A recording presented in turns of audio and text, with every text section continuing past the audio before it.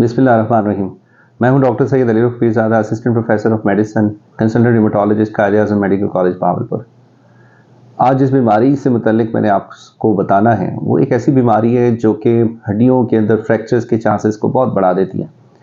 एक usually fractures जो होते हैं यानी हड्डियों का जो एकदम से टूट जाती हैं वो किसी को एक्सीडेंट हो जाए, कोई बहुत ऊंचाई से गिर जाए तब जाके उसकी हड्डी टूटती है, क्योंकि ये बहुत मजबूत ऑर्गन होता है जिस्म के अंदर।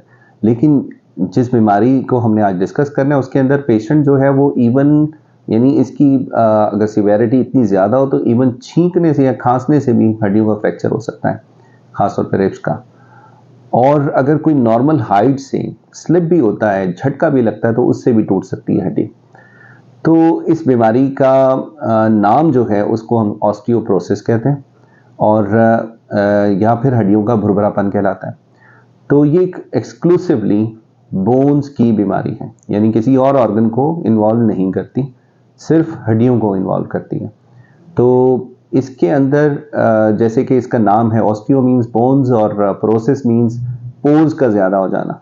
पोर्स यानी सुराखों का ज़्यादा हो जाना।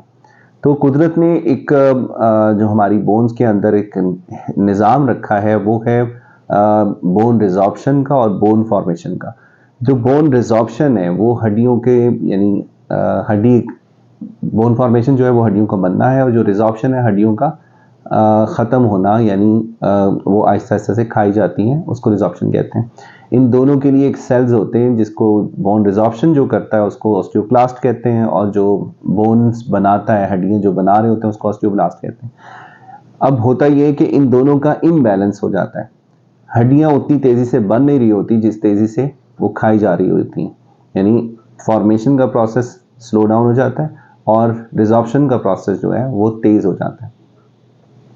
अगर देखें कि जो हड्डियाँ जो अपने एक जिसे कहते हैं कि जोबन पर होती हैं, जो मैक्सिमम सबसे ज़्यादा जिसके अंदर इजाफा मैक्सिमम देखा जा सकता है हड्डियों की, वो कौन सी एज है? वो है 30 साल तक। उसके बाद जो है हड्डियाँ आहिस्ता आहिस्ता से भुरभुरेपन का शिकार होना शुरू हो जाती हैं, यानी बोन रिजॉर्प्शन का प्रोसेस ज़्यादा हो जाता है।